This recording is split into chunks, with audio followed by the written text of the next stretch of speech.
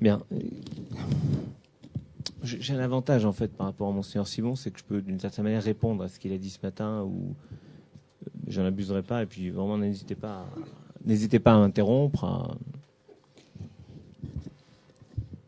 J'ai cité tout à l'heure, lorsque j'ai pris la parole, le verset du Deutéronome, et tu l'enseigneras à ton fils. Mais je suis pas allé au bout. Ce verset, en fait, il y a beaucoup de versets sur le sujet. Celui que j'ai cité tout à l'heure, c'est demande à ton père, il te dira. Tes anciens, ils te raconteront. C'est-à-dire qu'il y a la proposition de se tourner vers les parents dans la famille pour qu'ils nous disent, et les anciens nous racontent. Donc on voit la différence entre l'expérience qu'expliquent les parents et une histoire que racontent les anciens. Mais il y a un autre verset qui dit « Et tu l'enseigneras à ton fils et au fils de ton fils ». Ce qui est déjà quelque chose de beaucoup plus fort. C'est dans le Deutéronome, chapitre 4, verset 9. « Tu l'enseigneras à ton fils », ce qui paraît évident, mais tu l'enseigneras au fils de ton fils. Ce qui veut dire qu'il y a en fait un double enseignement. Un enseignement qui va des parents à l'enfant, et puis un autre enseignement qui va des parents au petit-fils. Mais il y a un autre enseignement qui va de l'enfant à son fils. Donc en fait, chacun reçoit deux enseignements, un de ses parents, un de ses grands-parents. C'est d'ailleurs comme ça que la Bible a été transmise, nous racontent les textes. Dieu l'a transmise à Moïse. Moïse est venu l'expliquer à Aaron. Puis il a appelé les proches, il leur a de nouveau expliqué. Puis il a laissé Aaron expliquer aux proches ce qu'il avait entendu. Et on a agrandi le cercle au fur et à mesure jusqu'à ce que chacun s'approprie le savoir. Et puis, Monseigneur, vous avez parlé, vous avez commencé votre intervention par quelque chose de très, très joli d'ailleurs, que chaque enfant qui naît doit, d'une certaine, vous avez dit, chaque être humain doit apprendre l'histoire de l'humanité. Talmud explique les choses de manière un peu plus imagée, ce qui a donné d'ailleurs lieu à un film très joli, très poétique, il n'y a pas longtemps. Talmud raconte que dans le ventre de sa mère, chaque enfant étudie l'ensemble de la sagesse humaine, la Bible, tout, avec un ange, et que quand l'enfant naît, il reçoit un coup de l'ange sur la bouche, qui lui dit maintenant, tu oublies tout ce que tu as appris, et ça serait l'origine de notre petite fosse nasale ici, ce qui expliquerait pour beaucoup des réminiscences. Et de ce point de vue-là, disons que c'est une façon imagée pour dire qu'il y a peut-être des choses qui se transmettent, on dirait aujourd'hui dans les gènes, c'est-à-dire une sorte d'histoire et d'historicité de l'homme qui passerait par la naissance, par le simple fait de naître dans l'espèce humaine. Ce que la Genèse dit autrement en disant « Voici le livre des engendrements de l'homme », qui est un des plus beaux versets d'ailleurs, qui explique qu'on est l'enfant d'une histoire. C'est-à-dire qu'il y aurait des choses qu'on n'a pas besoin de s'approprier, mais qui sont dans notre nature, qui sont consubstantiellement ce que nous sommes. Mais bon, il faudrait en discuter. En tout cas, tu l'enseigneras à ton fils et au fils de ton fils. C'est, de manière très claire pour le judaïsme, le modèle parfait de transmission qu'on valorise, mais ça n'a de force que si, non seulement quand on apprend quelque chose, on l'apprend pour le transmettre à son tour. Et on appelle ça en hébreu ça se dit l'ilmod ou le lamed, apprendre pour enseigner. Il n'y a d'apprentissage valable que s'il est pour retransmettre. Sinon, c'est une forme d'impasse. Vous savez beaucoup de choses, et c'est inutile parce que vous n'en faites rien. Vous faites ce que vous pouvez faire dans votre vie, mais vous ne le transmettez pas. Donc c'est fini. Ce verset affirme surtout que l'institution fondamentale sans laquelle il n'y a pas de transmission, et là je suis un peu en désaccord avec ce qui se disait tout à l'heure, puisqu'on parle bien de tu l'enseigneras à ton fils au fils de ton fils, l'institution fondamentale sans laquelle il n'y a pas de transmission, c'est la famille. Parce que la cellule familiale, c'est un lieu naturel d'échange, de découverte de soi et des autres. Et je crois que plus que tout, c'est un lieu d'amour, où on ne nous aime pas pour ce qu'on fait, on nous aime simplement parce que nous sommes là, avec nos défauts. Je n'ose pas dire avec nos qualités, parce que avec nos défauts.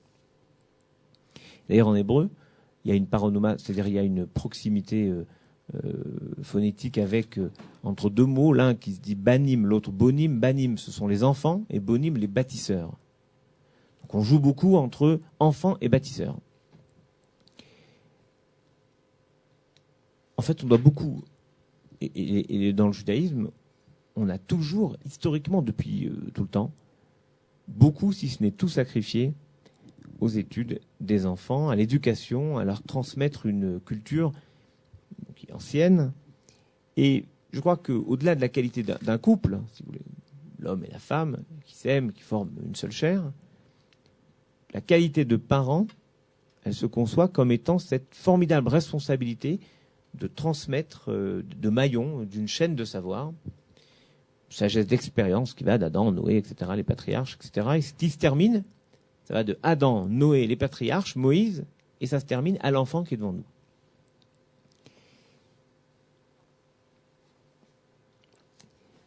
Donc on comprend qu'il y a une véritable importance de donner aux générations futures. Mais au-delà, il y a la centralité de l'instruction en elle-même. Il y a un verset des Chroniques, premier livre des Chroniques, qui dit « Touchez pas, ne touchez pas, pas à mon pote, à mes oins, à ceux qui sont loin, et ne faites pas de mal à mes prophètes. » Alors, c'est pas une forme de protection, de mouvement, de syndicat des prophètes, qui en a marre qu'on soit toujours des prophètes maudits, ou mouvement corporatiste, pas du tout. Les commentaires disent ce sont les élèves des écoles et leurs maîtres.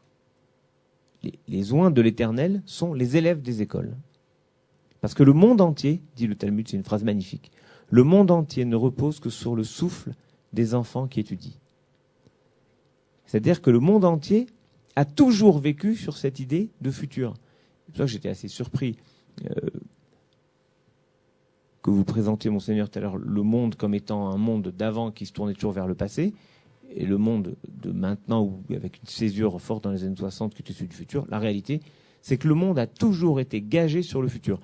Le Talmud, avec ses formules assez amusantes, pose une question rigolote. Qui est plus grand, un géant ou un nain? Monseigneur, qu'est-ce que vous répondrez? Je connais la réponse. Ah, c'est de la triche. Le Talmud dit, alors évidemment, le géant, le nain, qui est le plus grand. Le Talmud répond, le nain, lorsqu'il est juché sur les épaules du géant. C'est-à-dire que, imaginons que les anciens soient des géants, et que nous, par rapport à Abraham, Isaac, Jacob, sommes vraiment très petits, y compris dans la foi. Peu importe. Si on se juge sur leur expérience, on peut voir plus loin qu'eux. C'est formidable. Donc, c'est toujours le futur qui permet d'éclairer le présent et même le passé. Donc, le futur a toujours été ce vers quoi on a tendu. Et le futur est incarné par les enfants. C'est le souffle des enfants. Et d'ailleurs, le président de la République, Jacques Chirac, m'avait toujours stupéfait. Quand on parlait, il disait toujours la grande différence entre... Alors vraiment, Monseigneur, pardon, mais c'est... Je cite, hein, la grande différence entre le judaïsme et le christianisme, il parlait du catholicisme plutôt, mais disons, il disait, le catholicisme arrive quelque part, il construit une église, les juifs arrivent quelque part, ils construisent une école. En fait, c'est quand il était maire de Paris, les juifs passaient leur temps à lui demander du fric pour des écoles et les catholiques pour rebâtir leurs églises. Mais bon, c'était à peu près... Si vous me permettez, Ah, mais je permets, Monseigneur. pour corriger le président Chirac, si vous regardez dans l'histoire des missionnaires, ils construisent trois choses. Ils construisent une église, une école et un dispensaire. Pour les directeurs d'hôpitaux, c'est important. Exactement. C'est vrai, vous avez raison. Mais il commence par l'église. En fait, il y a une vraie rupture qui est de fondamentale. Cette obligation d'enseigner, de transmettre, incombe aux parents. Ce qui désavantageait les orphelins. Or, le monde ancien était un monde avec beaucoup d'orphelins. Jusqu'à ce qu'un rabbin, on raconte tout le Talmud, qui s'appelait Josua, fils de Gamla, décide de mettre vraiment en place un vrai système scolaire. Il crée un enseignement public dans chaque ville et chaque village. Et il le fait de manière stupéfiante. Quand, par exemple, il va quelque part, il forme 5 élèves à qui il enseigne à chacun un des 5 livres du Pentateuque. À charge pour lui d'enseigner son livre aux autres. Ensuite, il leur apprend à chasser. Il leur apprend à capturer des animaux dont ils peuvent manger la chair, manger la viande, et dont ils peuvent utiliser la peau en la tannant pour écrire des parchemins, c'est-à-dire des rouleaux et des livres. C'est-à-dire, il met en place un système, il y a 2000 ans, il met en place un système d'éducation nationale avec, il faudrait demander à monsieur Châtel, les remplacements, les profs, les machins, etc. En fait, avec 800 ans à peu près d'avance sur Charlemagne, il avait compris qu'il n'y avait pas de présent si celui-ci ne permettait pas de préparer le futur par l'enseignement, et ce, dès l'âge de 6 ans. Et à l'époque, c'était révolutionnaire, parce que Monseigneur avait absolument raison. Très tôt, le travail était nécessaire, pas parce qu'il n'y avait pas d'autres activités, mais parce qu'il fallait assurer la subsistance de la famille. Et en fait, il y avait entre autres beaucoup d'enfants, d'abord parce qu'il y avait une forte mortalité infantile, mais parce qu'il fallait beaucoup de bras pour assurer la nourriture de ceux qui étaient là. Mais lui, ce rabbin, il y a 2000 ans, a imposé l'enseignement de la Bible, un enseignement, dès l'âge de 6 ans. Et c'est en fait très jeune qu'il faut transmettre, il a raison, parce que les Maximes des Pères, qui est un livre de sagesse qui se trouve dans le Talmud aussi, dit la chose suivante: à quoi s'apparente d'apprendre jeune écrire sur une page vierge? Ce qui garantit en fait la pérennisation de l'enseignement. Et je crois que l'une des clés de la réussite d'une bonne transmission, c'est de donner très tôt des bonnes valeurs, des bonnes bases, plutôt que de corriger un laisser-aller. D'ailleurs, c'est corroboré par toutes les études qui démontrent que si on laisse un enfant faire ce qu'il veut en se disant il sera toujours temps plus tard de lui apprendre comment faire, ben on a un mal fou à corriger ce qu'il a mal fait.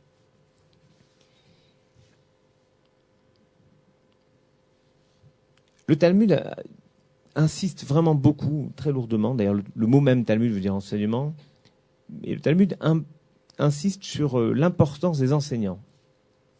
Et il pose une question amusante, comme celle tout à l'heure. Si le père et le maître d'un homme sont en train de se noyer, un homme doit sauver d'abord son maître. Et le Talmud rajoute, sauf si le père lui a enseigné quelque chose. Ce qui est pratique parce que tous les pères ont forcément enseigné quelque chose à leur enfant. Donc en fait, il se trouve d'un côté avec un maître et de l'autre côté avec un maître-père. Donc évidemment, il choisit celui qui a les deux avantages. Et donc il sauve son père. Mais pas parce que c'est son père. Parce que son père lui a aussi enseigné quelque chose. Ce qui est en fait pas une façon de minorer le rôle du père, mais de valoriser le rôle d'enseignant du père. Parce que, et on voit bien avec les maîtres anciens, et chacun, dans votre vie, j'imagine, vous avez un enseignant, un prof, un maître, ça pouvait être parfois un pion d'internat, qui nous a marqués, parce qu'il nous comprenait et parce qu'il nous a accompagnés, parce qu'il nous a permis de nous élever, parce qu'il ne nous a pas jugés, mais qu'il nous a permis de sortir quelque chose d'extraordinaire de nous, même si c'est ponctuel. C'est la valorisation du maître.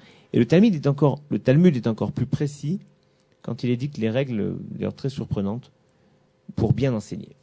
Voilà ce que dit le Talmud il y a 2000 ans. Il ne faut pas trop d'élèves pour que l'enseignant puisse assurer un suivi individuel à chaque enfant. Et le Talmud préconise même 25 enfants. Ce qui est étonnant, parce qu'on est à peu près sur les bases de ce que l'éducation nationale, c'est-à-dire les psychologues, les pédopsychiatres, etc., nous expliquent, au-delà de 25, un maître, une maîtresse ne peut plus avoir une gestion individuelle des enfants. Écoutez bien ça. Ça me poussera à accélérer. Il ne faut pas trop parler, mais il faut écouter. Et il faut exercer la mémoire des élèves en leur répétant la leçon tant qu'ils ne l'ont pas comprise.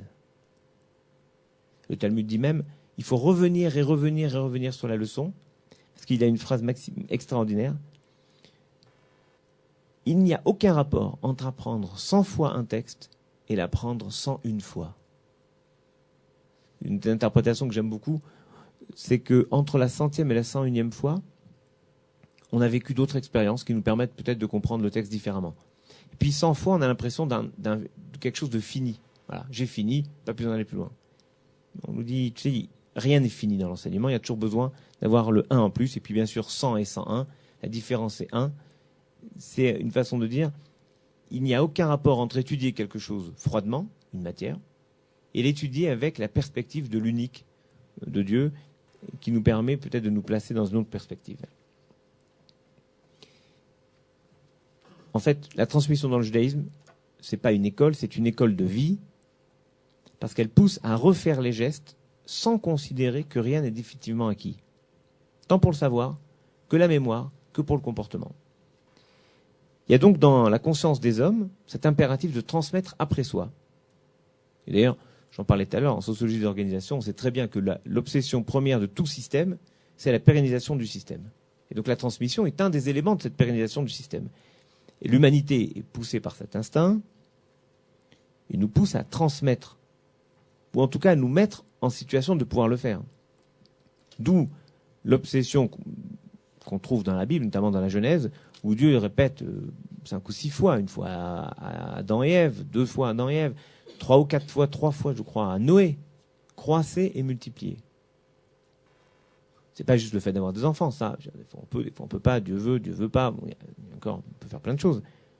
Mais c'est pas uniquement d'être nombreux, c'est de transmettre quelque chose. Parce que croissez et multiplier, c'est l'assurance de pouvoir transmettre quelque chose. Après, pas nous qui décidons tout. La création du monde, d'ailleurs, n'a pris son sens qu'au moment de la création du monde, de l'homme. Et cette dernière n'a de sens que si elle se perpétue. D'où le drame du meurtre de Caïn, enfin de Abel par Caïn, où non seulement il y a 25% de l'humanité qui meurt d'un coup, ils sont 4, donc il y a 25% de l'humanité qui meurt, ce qui fait 25% est criminel, mais en même temps, c'est 25% de l'humanité qui ne peut plus transmettre ce qu'elle était. Et hier soir, je ne sais pas si vous avez, en remontant de vos agapes, puis de vos discussions après ou post-interra-congrès, sur la 2, il y avait vous savez, une grande émission sur la rave du Valdiv, comme est le film qui sort aujourd'hui. Et à la fin, il y avait Klarsfeld. Je zappais hier soir, j'étais bien énervé. Donc,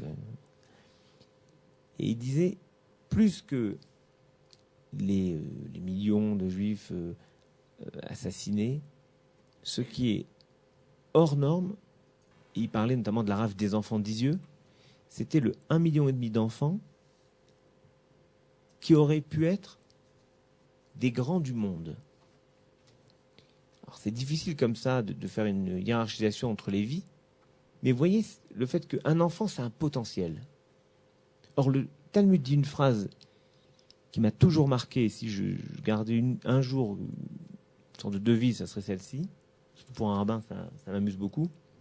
Le Talmud dit « Aime ce qui est peut-être et déteste ce qui est béni ». Pourquoi détester ce qui est béni? Parce que quand quelque chose est béni, c'est fini. J'allais presque dire c'est béni oui. C'est fini. C'est délimité, il est béni, c'est fini. Aimer ce qui est peut-être, c'est aimer ce qui est en devenir. Ça nous gêne, cette phrase, parce qu'elle heurte la vérité de nos grands-mères. Nos grands-mères nous enseignaient quoi? Mon fils, un tien vaut mieux que deux, tu l'auras.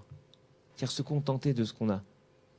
Mais il y a une différence entre être heureux de ce qu'on a, qui est une forme de bonheur absolu, on est toujours heureux de ce qu'on a, et se contenter de ce qu'on a. Être heureux de ce qu'on a, c'est être heureux de la mini-mille dans laquelle je roule, mais si un jour, sur un malentendu, je trouve une Audi S8, un truc terrible, pourquoi pas? Être malheureux, se contenter de ce qu'on a, c'est j'ai la Audi S8, mais je rêve de la, je sais pas moi, de la Ferrari 456. Je vous expliquerai, monseigneur. Ouais. Donc, on peut être heureux de ce qu'on a avec peu, et on peut être malheureux avec beaucoup. En tout cas, le Talmud nous dit, aime ce qui est peut-être, ce qui est en devenir, c'est-à-dire l'enfance, qui est un devenir, qui est un monde en puissance. Et déteste, méfie-toi en tout cas, de ce qui est béni, ce qui est déjà fini. En fait, ça valorise le risque, le pari sur l'avenir.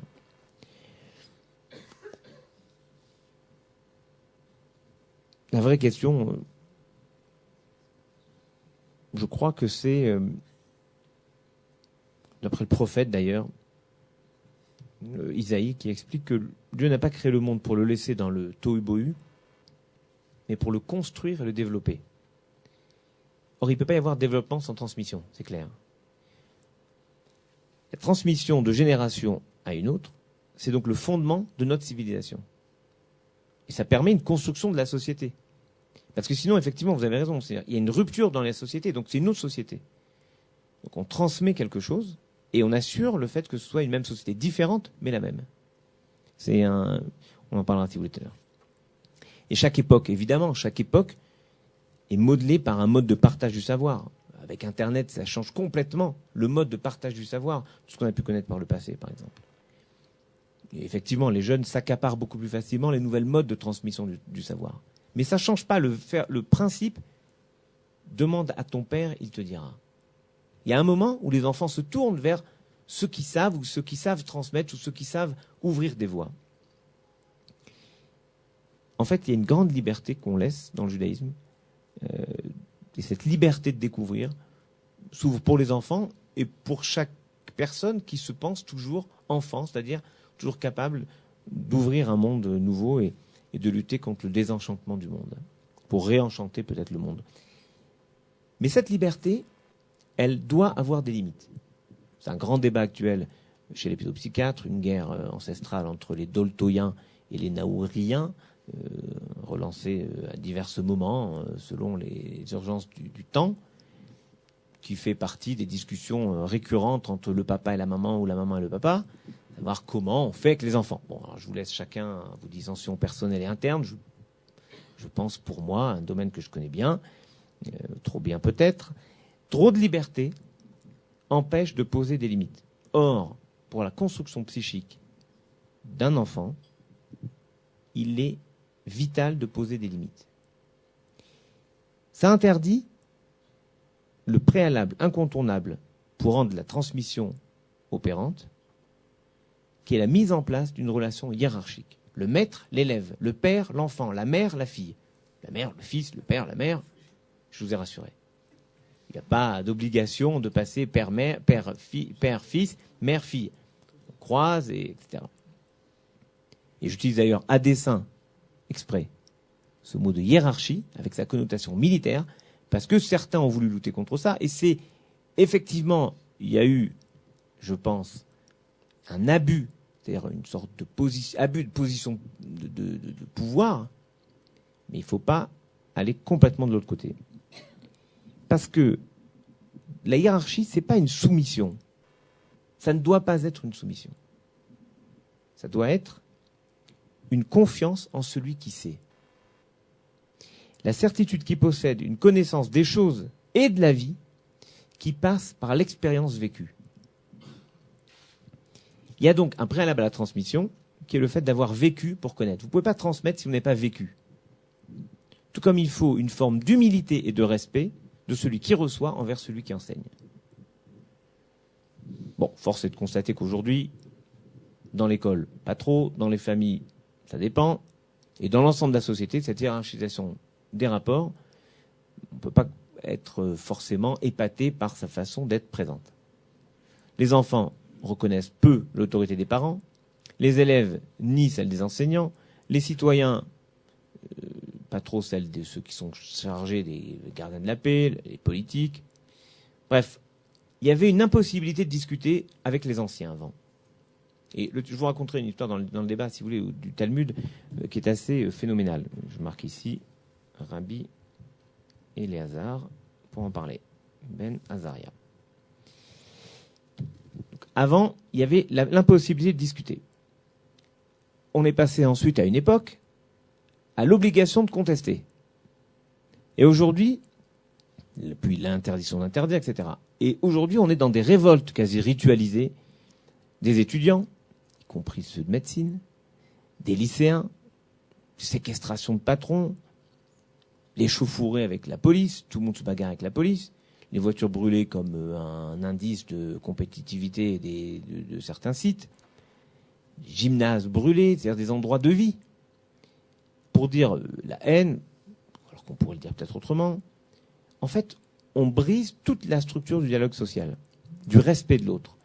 Et donc, s'il n'y a plus de respect, il n'y a plus de confiance d'une génération à l'autre. En fait, et je vais vous dire ce qui est terrible, c'est qu'avant, les aînés étaient nos prédécesseurs et nous étions les successeurs. Maintenant, les aînés sont des concurrents quand ce n'est pas des prédateurs. Et on voit bien l'écrasement en politique, c'est clair, comme ça je prends aucun risque, vous les hôpitaux vous êtes tranquilles, monseigneur est tranquille dans l'église, et nous les rabbins c'est la même chose, même si en réalité c'est un peu comme chez les politiques. Les vieux s'accrochent au pouvoir en disant les petits jeunes vous avez le temps, puis un jour on vous dit tiens toi tu as toujours eu le temps, une fois que tu as eu le temps on va prendre la génération en dessous.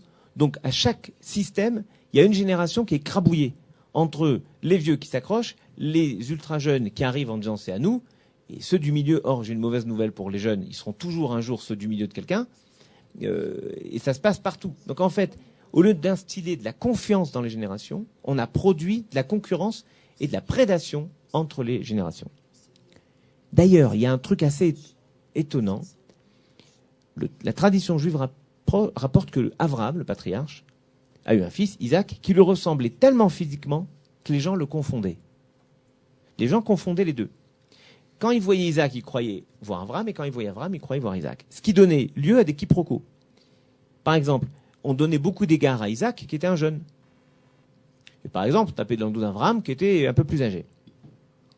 Donc c'était un peu gênant. Et Dieu, nous dit le Midrash, qui est un commentaire allégorique de la Bible, Dieu a fait blanchir les cheveux d'Abraham pour qu'on le distingue de son fils. Qu'est-ce que nous dit ce texte? C'est la nécessité d'une hiérarchie des générations. On doit savoir qui est qui. Et ceux qui porteront donc ces cheveux blancs, cette auréole blanche, seront les repères de la société, de la famille, parce que ça sera le témoignage d'un vécu profond, d'une expérience de la vie. D'ailleurs, il y a un texte très clair qui le dit, devant un ancien, tu te lèveras, c'est-à-dire tu respecteras ce qu'il a vécu. Il est comme une sorte de rouleau de la loi vivant. Voilà. Et d'ailleurs, pour faire plaisir à notre psychiatre, l'obligation de respecter son père et sa mère, ses parents, ensemble. C'est en fait une forme d'instillation du respect de la génération au-dessus. Mais je vous signale, très utile, que s'il y a l'obligation de respecter son père et sa mère, ça veut dire que c'est pas une chose naturelle. Il n'y a pas marqué dans la Bible, tu respireras tant de fois par minute. Ça prouve que ça se fait naturellement. Par contre, il y a marqué honore ton père et ta mère. Respecte ton père et ta mère. Ce qui veut dire que ça ne se fait pas naturellement. Et il suffit de voir le nombre de dérèglements dans les familles et d'histoires dans les familles qui peuvent nous surprendre. Je parle simplement de ma propre famille, je ne me mêle pas des vôtres. Mais bon, c'est pas toujours évident. Ici, à cet ordre de respect, c'est que c'est pas naturel. Et les pédagogues, les psychiatres, les pédopsychiatres, les éducateurs insistent. Ils ont analysé cette raison pour laquelle les enfants naturellement cherchent à s'opposer. Ils ont du mal à se soumettre aux parents. En fait, tout individu est habité par un sentiment très fort de liberté qu'une autorité quelconque, celle du directeur d'établissement, celle des parents, vient limiter. La seconde, c'est plus subtil. C'est que les enfants ont du mal à se soumettre aux parents parce que l'image des parents, c'est celle de personnes qui commandent, qui ordonnent, qui dictent, qui disent oui, non, tu vois la télé, tu vois pas la télé, tu fais ci, tu fais ça. Et en fait, Monseigneur Hippolyte avait absolument... pardon, je l'appelle Monseigneur Hippolyte, Père Hippolyte. Monseigneur... Ouais, je sais, j'ai bien compris. Donc, vous aviez parfaitement raison de dire qu'avant, on voyait les parents vivre. Aujourd'hui, on les voit à la maison. Donc, quand vous voyez vos parents vous commander à la maison quelque chose, vous les voyez jamais se faire commander par leur chef de service qui les matraque, qui les écrabouille au bureau. Et heureusement, d'ailleurs, parce que ça ferait des dégâts. On remarque que ça vous amène des patients. Mais avant, on les voyait vivre. Donc, quand on avait je sais pas moi, vous parlez d'une ferme, sans parler de votre famille, Monseigneur, j'oserais pas. Une ferme, vous étiez fermier, ça veut dire on vous a fermé un terrain. Le bonhomme, le patron des terrains, le propriétaire des terrains arrivait pour récupérer la somme que vous lui devez. Il y avait une forme d'ancillarité envers le possédant, le châtelain en général. Bon, alors on voyait tout ça. On voyait les parents être parents et en même temps être soumis. Donc on voyait ça. Mais de nos jours, ça se voit plus. À la maison, on voit rarement le bonhomme ou la maman, le papa ou la maman serrer les pompes du chef. Ou de la chef. Ça existe aussi. Il faut rétablir partout. Ah ben, je fais attention, mais je dis les choses telles que je les sens. Ce constat ne vaut que, en fait, et le Talmud dit une chose magnifique, honore ton père et ta mère, ce n'est valable que si les parents respectent aussi leurs enfants. Donc ça ne marche que si les parents eux-mêmes expriment du respect envers leurs enfants. Ce qui nous amène à parler maintenant des qualités du transmetteur. Et cette qualité essentielle pour moi, elle est évidente, elle est unique, l'exemplarité. Voilà. C'est pas parce qu'on est transmetteur qu'on ne doit pas avoir de l'affection, de l'amour, du respect. Enseigner toutes ces valeurs, c'est inconcevable si le maître n'incarne pas lui-même les valeurs qu'il enseigne. Quand j'étais à l'école rabbinique, on avait dit un jour, on ne demande pas au poteau indicateur de suivre la route qu'il indique. Mais on demande au rabbin de faire ce qu'il demande aux fidèles de faire. C'est-à-dire que vous ne pouvez pas dire aux gens, en gros, faites ce que je dis, mais pas ce que je fais. Sinon, si vous êtes un transmetteur de cette sorte, il y a un décalage entre ce que vous dites et ce que vous faites, vous n'êtes pas crédible. Et donc votre enseignement ne peut pas porter. Parce qu'il induit cette dualité, il induit ce hiatus entre la vérité de ce que vous faites et vos paroles. Donc c'est pas qu'une question de... Il y a aussi une forme de dimension morale. C'est pas juste des idées désincarnées, c'est une conception de vie. C'est une façon d'être un modèle. Et dans la tradition juive, un enfant apprend chez ses parents, puis chez son maître. Et on apprend beaucoup plus chez son maître de sa façon d'être que de sa façon d'enseigner.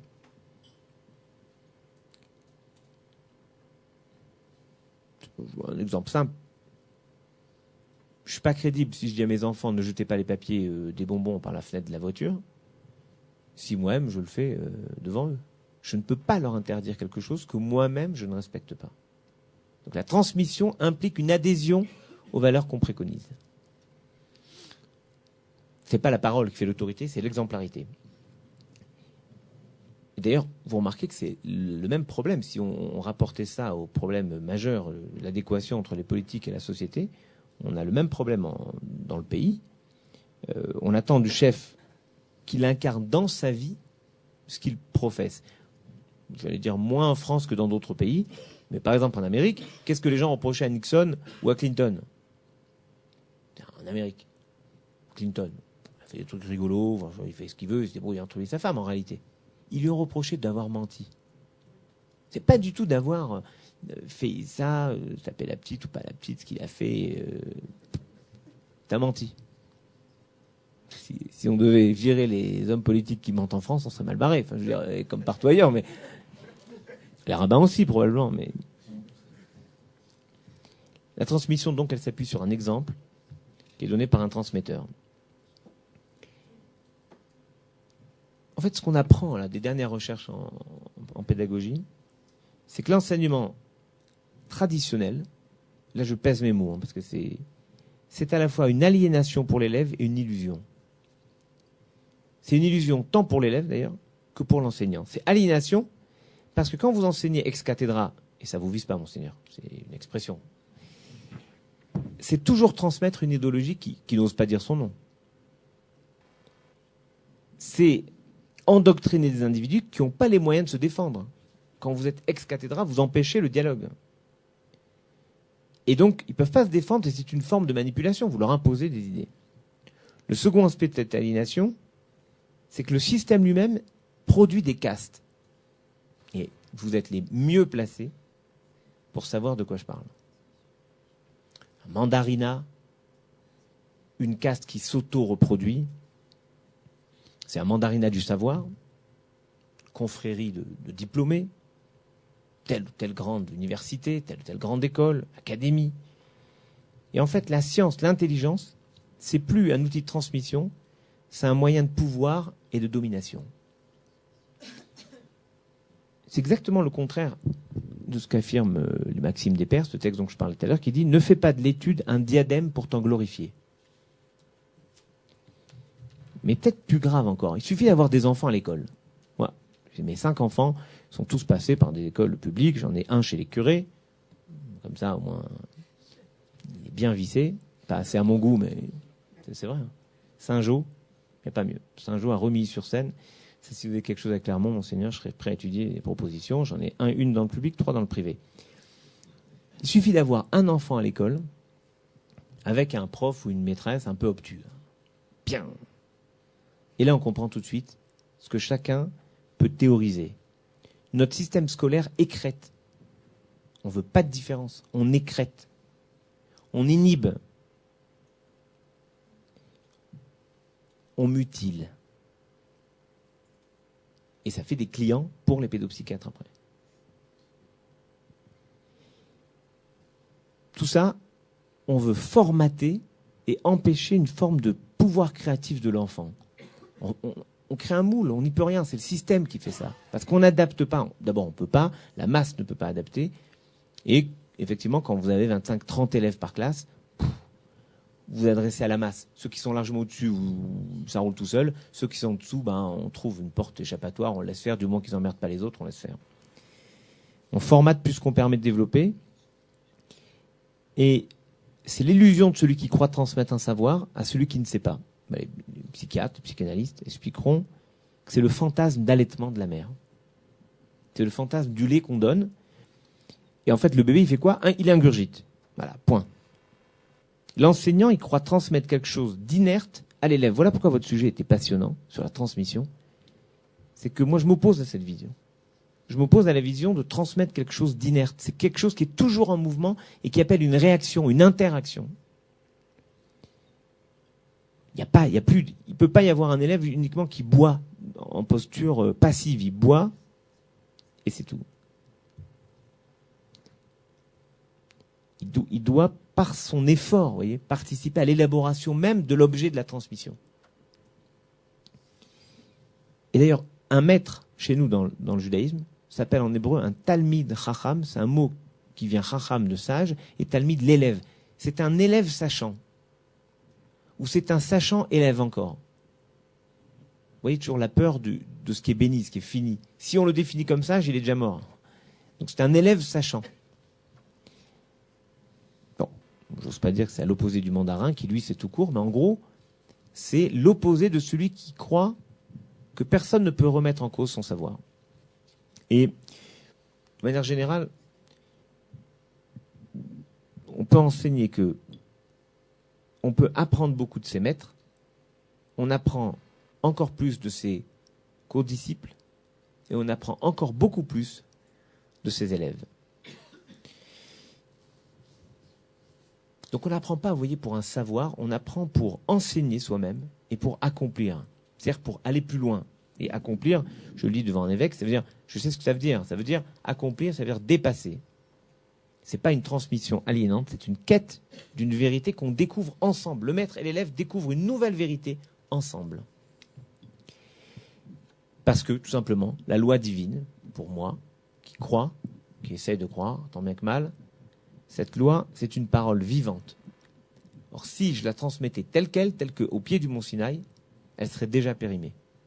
Parce que c'est une règle de base, tout texte écrit, au moment où il sort, il est déjà périmé. Demandez au législateur qu'il le sait bien, puisqu'au moment où il fait une loi, il induit parfois dans la loi même, je sais que vous en avez parlé hier sur les lois de bioéthique, qu'il faut réviser les lois de bioéthique. Ce qui est une façon terrifiante de dire, on fait un texte, mais ça ne vaut pas grand-chose, puisque dans 4-5 ans, on le revisitera. On en parlera si vous voulez. Apprendre, c'est pas transmettre, mais apprendre, c'est pas accumuler, mémoriser, stocker un savoir. C'est une exploration. C'est apprendre à apprendre. C'est une construction qui est possible que par des actions, par une écoute, par une découverte du monde. C'est ce que dit un texte d'un rabbin qui s'appelle Ben Zoma, qui dit « Quel est le sage ? Celui qui apprend de chaque personne. Celui qui, dans chaque rencontre, est capable de trouver quelque chose qui lui fasse découvrir une nouveauté. » Un rabbin que j'aime beaucoup, Rabbi Nachman de Braslav, disait « Ne demande pas trop souvent ta route, tu risquerais de ne pas te perdre. » Si vous demandez votre route, vous savez d'où vous êtes et vous savez où vous allez. Si vous ne demandez pas votre route, vous pouvez vous perdre. Ça veut dire découvrir d'autres choses, d'autres rencontres et découvrir le monde, un monde non formaté. Or, à la fois, on a peur, donc on veut un monde formaté, c'est plus rassurant, et en même temps, on aimerait découvrir. Donc il faut vaincre la peur pour oser découvrir. Bon, et ça va forcément à l'encontre, si vous voulez, cette discipline de vie, exemplarité, du désir de liberté qui habite tout être humain. Mais en fait, je crois qu'on est libre, non pas quand on fait ce qu'on veut, mais quand on fait ce qu'on doit. Et je me suis toujours étonné de voir mes adolescents. D'ailleurs, c'est la différence entre les enfants et les adolescents. Mes enfants, les petits, le dimanche, ils se lèvent comme d'habitude et il faut leur trouver des activités. On les amène au poney, on les amène au Talmud Torah, on les amène après au jardin d'acclimatation. Après, il faut les amener un peu de judo, l'anniversaire de X aux copains, aux copines. Il faut aller prendre le cadeau. Enfin bref. Les grands, ils dorment. C'est-à-dire les petits, quand ils peuvent faire ce qu'ils veulent, ils font plein de choses. Et les plus grands, quand ils peuvent faire ce qu'ils veulent, ils font rien. Donc on est libre. Moi, je me tue à leur expliquer. Parce que j'ai les mêmes problèmes que tout le monde. Ne croyez pas que parce que je fais des belles réflexions que je sais me débrouiller mieux avec mes ados. On n'est pas libre quand on fait comme on veut. On fait quand on fait ce qu'on doit. Et puis, transmettre et recevoir, ça implique une notion d'effort. Voilà, l'effort. Tout le monde rêve maintenant de qui? Vous croyez qu'on rêve d'être médecin? Pas du tout. Directeur d'hôpital, encore moins. Rabbin, sûrement pas. Évêque, malheureusement pas assez, monseigneur. On rêve d'être footballeur, grand musicien de la Starac, et voilà, je sais pas quoi. Il faut leur dire aux enfants que pour être un grand musicien, pour être un grand footballeur, il faut se taper des heures et des heures sous la pluie, la neige, avec un ballon pourri dans un stade pourri. Il faut se taper des heures et des heures de gamme et d'action sur un piano, peut-être pas extraordinaire. Des heures et des heures de travail et d'efforts. Et que pour arriver à transcender notre génie, il faut des efforts. Transmettre et recevoir, ça implique des efforts. De tout le monde. En fait, pour arriver à être libre, il faut libre dans son geste, de sportif, de tennisman, de footballeur. Pour être libre de ce geste, il faut maîtriser la raquette. Et pour maîtriser, il faut apprendre, il faut faire des efforts. Transmettre, c'est donc, et ça sera ma presque conclusion, c'est donc développer chez celui qui reçoit le goût de l'effort, l'exigence, un peu de rigueur et l'amour de la liberté. Et chez celui qui transmet, le but ultime, c'est de donner à celui qui est devant lui l'accès à l'autonomie. Je t'apprends à apprendre. Un de mes profs à l'école rabbinique me disait toujours, j'aime beaucoup les livres, et ça me vient de très loin. Et donc un jour, il m'a chargé de faire l'annuaire, l'index de tous les livres d'histoire de la bibliothèque du séminaire israélite de France. Et il m'a motivé avec cette phrase. Je vous la livre telle quelle. Il m'a dit, il n'y a pas d'index. C'est incroyable dans une bibliothèque. Et il m'a dit, si tu ne sais pas ce que tu as, c'est comme si tu n'as rien. Tu peux avoir des centaines de milliers de livres. Si tu ne sais pas lesquels, c'est comme si tu n'as rien. Donc en fait, il faut apprendre à autonomiser la personne. Et mon maître à l'école rabbinique me disait toujours, il y a des tonnes de livres dans la Bible. Il y a des tonnes de livres de commentaires, des livres de commentaires, des commentaires de la Bible et du Talmud. Il me dit, tu as le droit de ne pas tout savoir. Mais tu dois savoir où chercher. Donc il faut qu'on apprenne, qu'on transmette la façon d'être libre pour apprendre soi-même, autonome. Voilà, il faut transmettre l'autonomie.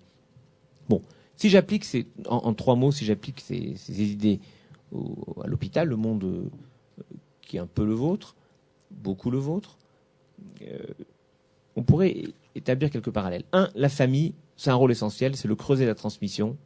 Et l'hôpital, c'est une forme de famille, avec ses solidarités, ses luttes communes et ses espérances.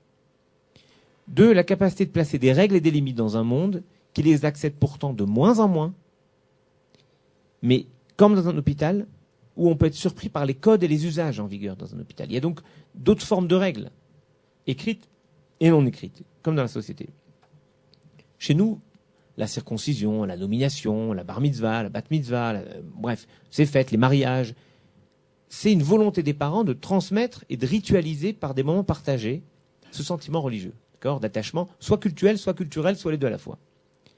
Bon, un rituel médical, il propose aussi des moments émouvants et heureux, de signification aussi collective. Le moment de la naissance, le moment où la sage-femme, ma femme est sage-femme, donc ça, je connais à peu près bien, enfin vaguement. Donc au moment où la sage-femme met le bébé sur le ventre de la maman, c'est une forme de rituel et c'est un geste très fort de transmission. On vous a aidé avec le gynéco, on vous a aidé à coucher, on vous transmet l'enfant. Il y a quelque chose.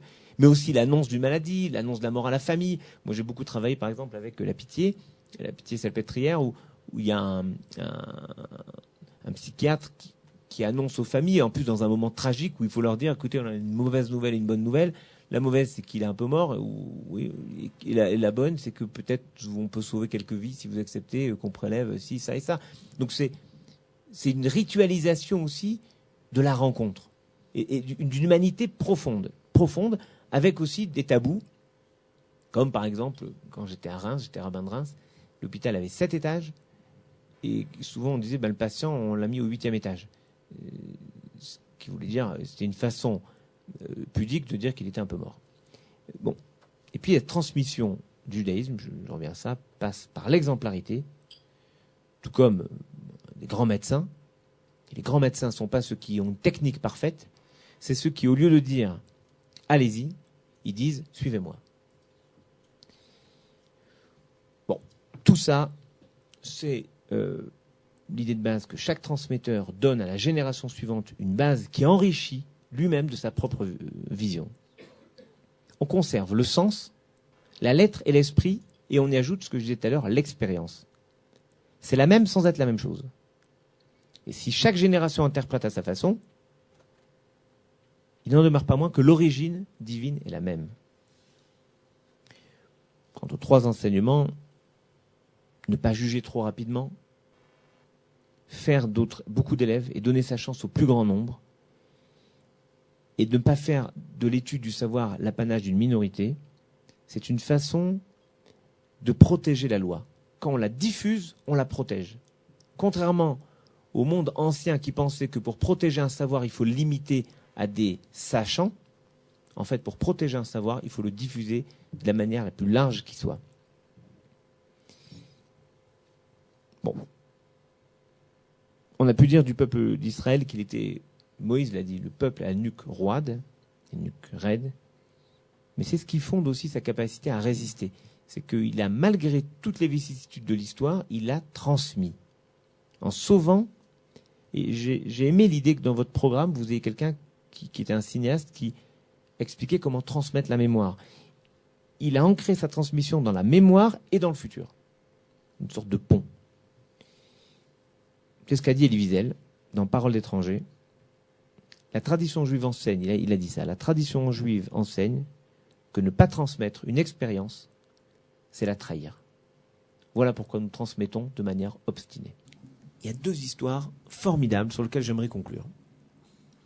La première, on raconte qu'un rabbin, Rabbi Yochanan ben Zakkai, et Monseigneur Simon en a parlé tout à l'heure, la détresse du peuple d'Israël au moment de l'exil. Il se dit, on est perdu. Il n'y a plus le temple, il n'y a plus rien. Et un rabbin deal avec les Romains. En fait, il va voir Vespasien, et il sort, donc c'est le siège de Jérusalem, il va voir Vespasien, il lui dit, empereur. Il dit, tout de moi, quoi, je ne suis pas empereur, je suis un des généraux. Tu es empereur. À ce moment-là, arrive un messager qui lui dit, vous savez, c'était l'année des 4 empereurs à Rome, il lui dit, tu viens d'être nommé empereur. Il s'en va, et donc il laisse Titus, son fils, qui deviendra ensuite son successeur, qui lui va détruire le temple, etc. Et il dit au rabbin, puisque tu m'as annoncé ça, demande-moi ce que tu veux. Le rabbin lui dit, laisse-moi sortir pour aller fonder une maison d'études à Yavne. C'est un truc. Et on raconte que quand Jérusalem brûlait, donc à la fin, ce rabbin, Rabbi Yochanan ben Zakkai, sort de Jérusalem avec un rouleau de la loi dans un bras et un enfant dans la main. Une façon de dire qu'il avait, pour reconstruire, pour pérenniser le peuple juif, des valeurs, la Torah, le texte, des valeurs, et un enfant à qui les transmettre. Si vous avez les valeurs sans avenir, vous n'avez rien. Si vous avez un avenir sans valeur, vous n'avez rien. Il ne peut reconstruire qu'avec les 2. Et le texte de Rabbi Elazar ben Azaria, c'est une histoire extraordinaire, d'une actualité formidable, qu'on trouve dans un texte du Talmud, où il y a une sorte de putsch à l'intérieur de la maison d'études. Elle était tenue, cette maison d'études, par un rabbin qui s'appelait Rabban Gamliel, qui était de l'ancienne école, à savoir qu'il voulait les élèves que intérieurs comme extérieurs. Il fallait qu'ils soient aussi pieux, enfin des gens ultra perfectionnés, enfin le top du top de la crème, ça veut dire peu de monde. Il ne parlait même pas aux élèves, il parlait par l'intermédiaire d'un traducteur, d'un assesseur, qui lui, ou elle en l'occurrence, mais sûrement pas elle à l'époque, elle, lui, donc parlait aux élèves, et quand ils avaient une question, ils osaient demander à l'assesseur qui transmettait au maître.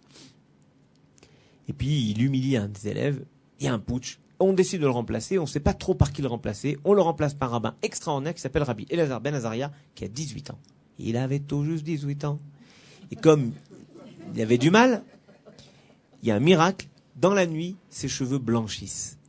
Parce qu'il faut quand même parfois, l'habit fait le moine, si j'ose dire, parfois. Et lui, qu'est-ce qu'il fait? Il ouvre la maison d'études à tout le monde. on rajoute 700 bancs, pas 700 chaises, 700 bancs.